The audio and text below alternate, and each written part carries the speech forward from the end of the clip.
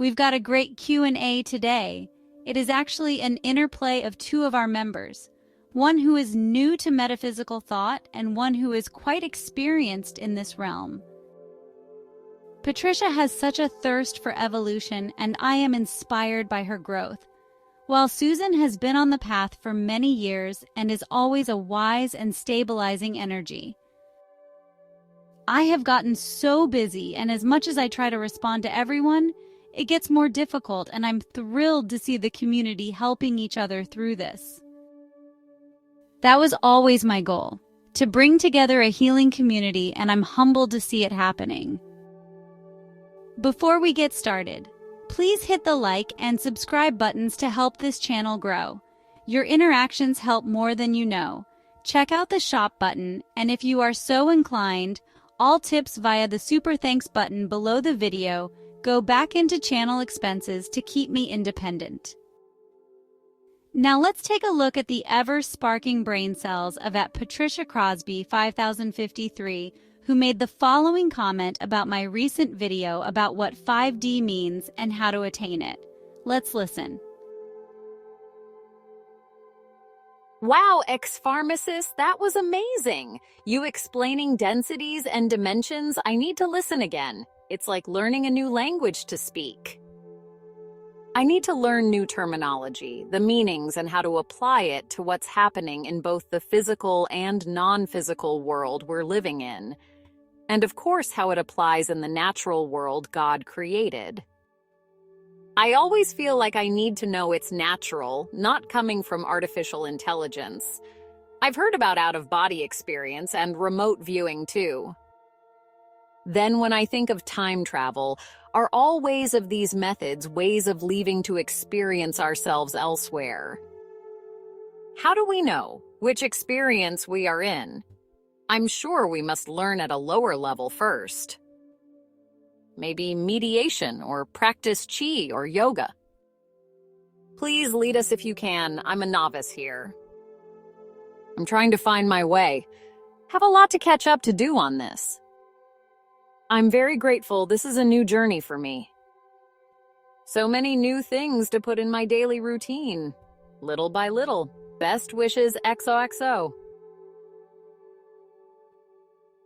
Susan stepped in to help Patricia, and as always is right on the money.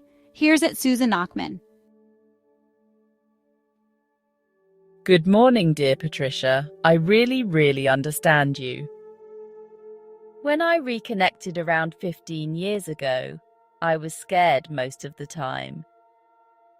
Last night, I had a session with my guides and told them that there is so much information and misinformation.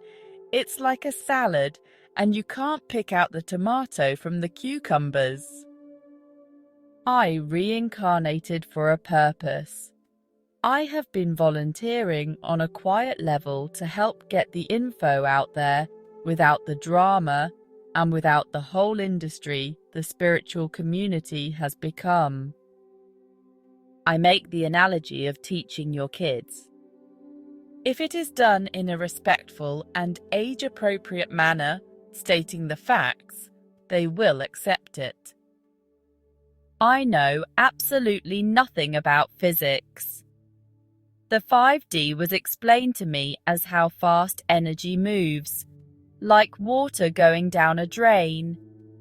The faster, the higher.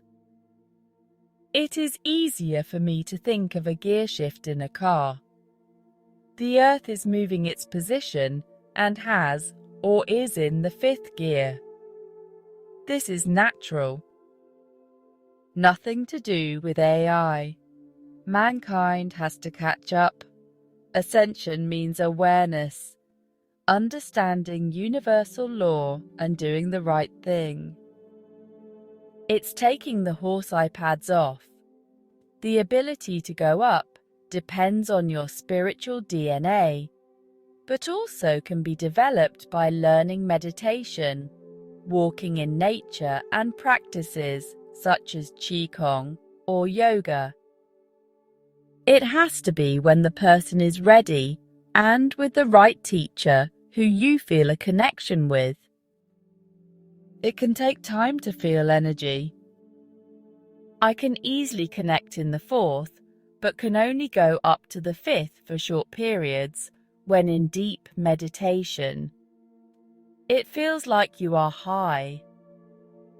This is why humans take drugs, because they crave that feeling. The route to 5D on Earth is a process. It could not be done in one go. There is no deadline. It's a gradual awakening. I'll try to be diplomatic, but please be very cautious of what's out there on YT. Mr. IP is not working on our side. There are no light ships. The Earth is not going to split, and no one will leave the Earth before it is their time to pass away. My husband is as 3D as it comes. Will he ever get it? No. But my grandson reincarnated with the software. In a population, those who don't evolve will just live out their lives. No event, no solar flash, no rapture.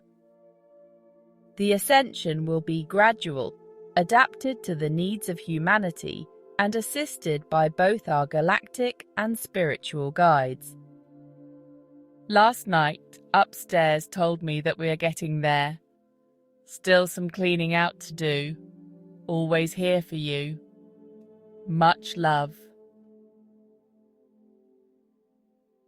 First, let me say that I reiterate and agree with everything that Susan said, including the IP person, if it means who I believe it does, because I have heard the same about a popular truther with those initials. I can confirm that it's very difficult to know who to believe. Sometimes it's hard. You must understand that the Dark Ones have deployed and handsomely compensate what is known as controlled opposition. Controlled opposition is a strategy where an entity, often a government or powerful group, secretly supports or manipulates an opposing group to serve its own interests. This can involve funding, directing, or infiltrating the opposition to weaken it, misdirect its efforts, or use it to justify certain actions. Basically, they employ people to disagree with them, but they control that opposition for all of the above purposes. I don't watch a lot of these podcasters. I've spotted a couple on my own, but as Susan would say, I've been told about some from higher up, which is the case in this instance. As Susan said, evolution is a process. I started about 50 years ago, but I had many distractions during that time. I did a lot of reading books before the internet. I think I should put together a reading list. One of the best things I can say to you is to make an intention and ask the universe to make it happen for you. You seem to be handling it quite well, but sometimes when we want something too badly, we can't have it. We must become part of a flow. My first experience with feeling the subtle energy came from a practice called push hands, which is a two-person Tai Chi exercise to sense and redirect energy flow. Here's how to do it to feel energy bouncing. First, the setup. Face a partner, feet shoulder-width apart, knees slightly bent. Both relax, standing upright with loose shoulders. Contact, touch wrists gently, your right wrist to another's left wrist or vice versa. Palms face inward, fingers up, elbows down but not touching. Refine your stance. Stay rooted, weight-centered, moving fluidly. Avoid tensing or locking joints. One partner pushes slowly toward the other's chest with their wrist, using relaxed force. The receiver yields, softening their body, redirecting the push by turning their waist slightly, but not dodging. Flow together, alternate pushing and yielding in a smooth, continuous rhythm, like a wave. Keep the movement circular and not forceful. Focus on the contact point. Sense the incoming push as a flow, not aggression. As you yield, feel your partner's energy bounce back through your relaxed redirection. Stay sensitive to shifts in pressure. With practice, you will begin to feel a warmth at first, but the more you practice, the more it feels like electricity bouncing.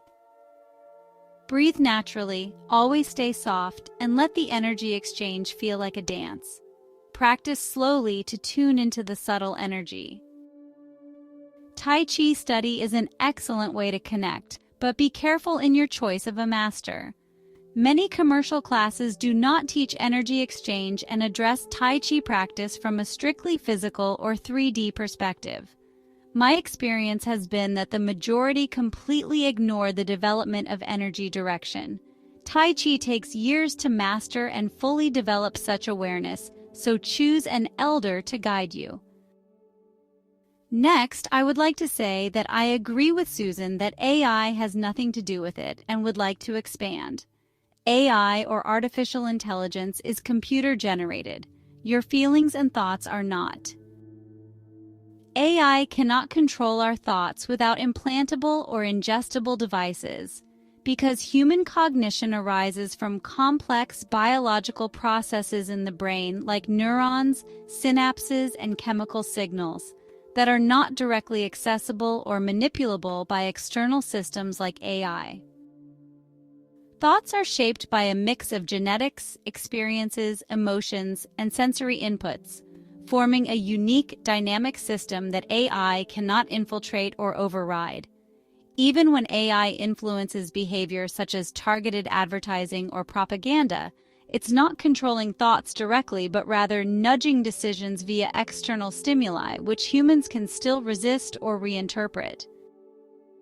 The internal voice often refers to inner speech, a cognitive phenomenon where you hear your own voice in your mind. It originates from the brain's language processing areas, like Broca's and Wernicke's areas, interacting with working memory and executive functions. Inner speech is thought to be a byproduct of self-regulation, allowing us to plan, reason, or reflect. It's shaped by your experiences, culture, and personality, and while it feels like a distinct voice, it's your brain creating dialogue from everything that you have experienced and learned in your past.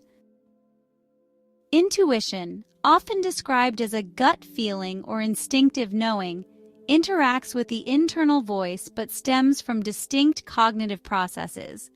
While the internal voice is tied to conscious, language-based self-talk that originate in our language processing brain regions. Intuition arises from unconscious pattern recognition and emotional processing, primarily in areas like the amygdala and prefrontal cortex. It's shaped by past experiences, learned associations, and subtle cues that the brain processes without explicit awareness. The internal voice can articulate or rationalize intuitive feelings, giving them a narrative form, like when you just know something and your inner dialogue tries to explain it. For example, you might feel uneasy about a decision, and your internal voice might say, "This doesn't feel right," translating intuition into conscious thought. However, intuition itself doesn't require the internal voice. It can be a wordless feeling or even a physical sensation like a chill or tingle. AI cannot control intuition or the internal voice because both are rooted in private, biological neural processes. AI might influence intuition indirectly by shaping the data or experiences you're exposed to, such as censorship by algorithms, but it cannot access or manipulate the unconscious computations or the inner speech that interprets them. Your brain's unique wiring and experiential history keep these processes beyond AI's reach. Telling the difference between the chatter in your brain and the intuitive connection is not always easy. For me, the intuitive connection usually happens when I'm not looking for it, but there are many ways that people connect. That's why I say, don't search too hard. Open yourself to the answers to questions that you may not have asked but need to know. Trust yourself and let it flow into you. Another thing that you might try is deliberately make an effort to smile at everyone you see and try to be the light of the day. Give them a compliment or a hopeful focus. For those of us who have been harmed by strangers or casual acquaintances, it's common to not engage with people so as not to give the wrong impression. This is perfectly normal, but we can't let fear stop us. Just be smart. Don't put yourself amid a bunch of mentally ill people under a bridge, unless you have others with you for support. You don't need to put yourself at risk to evolve, and it takes very little time. Just be kind. Be empathetic. Be aware that you are part of everything and everyone else. Don't make foolish decisions, but be kind and respectful to everyone as you move along your day. Don't be so preoccupied that you can't flash a warm smile at people. It's a shift in perspective. Don't assume that everyone who wrongs you is a jerk. They may have problems that are affecting their mood. It's not the world. It's our perspective of it that creates our experience. Regarding how to know when you are connected to higher frequencies, I too understand that higher frequencies as more rapid vibrations. But I think your concern is how will you know when you are moving out of 3D? Susan put it very well. I will add that I have been told that the fourth density often is accompanied by struggle which propels us upward.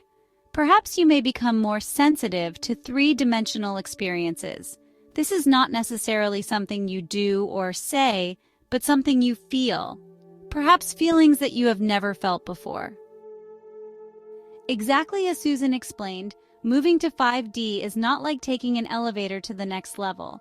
We should try to remember that everything in nature is fluid. Nothing alive is static.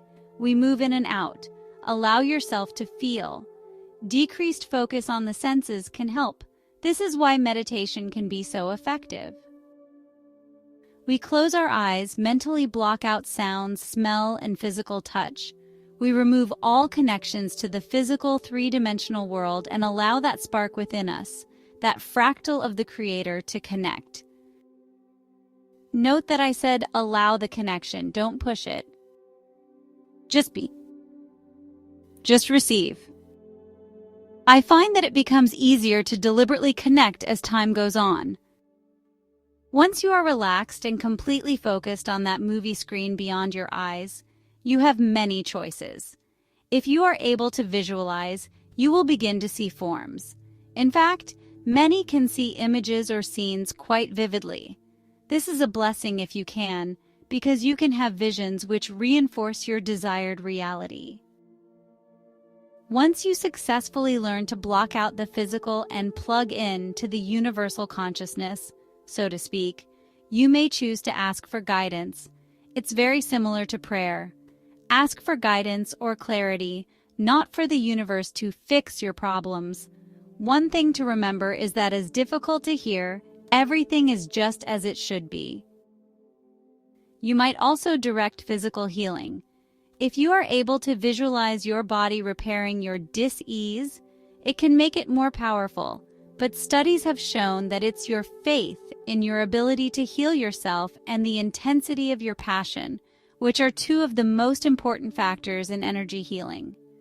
Many used crystals to intensify these healing thoughts or images. I know that sounds crazy looking at the world today, but there is no perfection in almost all realms. There is only learning. The world is so messed up, which is exactly what it had to become for mankind to evolve, so in the big scheme of things, it's exactly as it should be in this cycle of our existence. If you don't understand these things, ask your higher self for clarity. Another thing that I might add is that there is definitely not one way to evolve. I'm sure the experience and the stimulus is different for everyone. There are no rules. I no longer sit in Zazen, which is a cross-legged seated position central to Zen Buddhism. I used to listen to binaural frequencies quite a bit when I was younger, but rarely now. Often called binaural beats, these are auditory illusions created when two slightly different frequencies are played in each ear. causing the brain to perceive or create a third phantom frequency as the difference between the two. This phenomenon is known as brainwave entrainment and can influence mental states by aligning brainwave patterns with specific frequencies, such as delta for sleep, theta for relaxation or creativity, alpha for calm focus, beta for alertness, or gamma for heightened cognition. Headphones are required for the effect, as the brain needs to process the separate inputs. Binaural beats have been studied pretty extensively and may reduce anxiety, improve focus, or aid sleep, though results vary. One caveat: don't use wireless headphones. Raising your density or your dimensional awareness is not exclusive to those who meditate. As Susan said, it can be sitting outside with nature. It can be going on a walk. It can be soaking in a warm tub with lavender or other herbs, which is now my preference. I don't know why, but I have developed a strong connection to water over the years. It's a wonderful conductor. I didn't deliberately choose water. I feel and experience more submerged in water. And to be honest, this is the first time that I've made the connection that water is an electrical conductor. That's how it works. We are guided silently and subtly. Susan explained it quite well when she described the fifth density as a high. I would agree that it is the same for me, though I never thought of it that way. Instead of a distortion or disconnection from reality, I see it as a focus and clarity of reality, if that makes sense. I feel internally happy and grateful. Sometimes I feel a feeling of lightness or floating, and it happens any time of the day while I am completely awake. I feel protected from the negativity of the world, and I feel at peace. Achieving higher densities or vibrations doesn't make us better. It is our purpose, and to live in these higher frequencies benefits others. But we shouldn't expect life to become perfect the more we move into it. My experience has been that life provides every challenging lessons. We grow, stabilize, and then it's time to learn a new lesson, which often brings challenges and setbacks. We grow again. Maybe stabilize for 10 years enjoying our balance, and then bam, we are hit with another lesson. I try not to see these times as punishments, but opportunities. I can tell you that the worst years of my life preceded a significant shift for me. Tony Robbins calls this the dump truck effect. The universe sends us subtle messages which become stronger to grab our attention. But eventually, if we don't learn the lesson and grow, a big dump truck full of manure comes and dumps a bunch of crap on us to get our attention. No matter how evolved we become, we can't escape the next lesson. Don't strive to ascend. Strive to find balance. Strive to find your purpose and be of service. Strive to be a light to everyone you touch. Strive to learn to be the most integral being that you can be. My next video is going to be about the destruction of the family and the effect that it has had on our society. Let's end with this from Carl Jung. You are what you do, not what you say you'll do.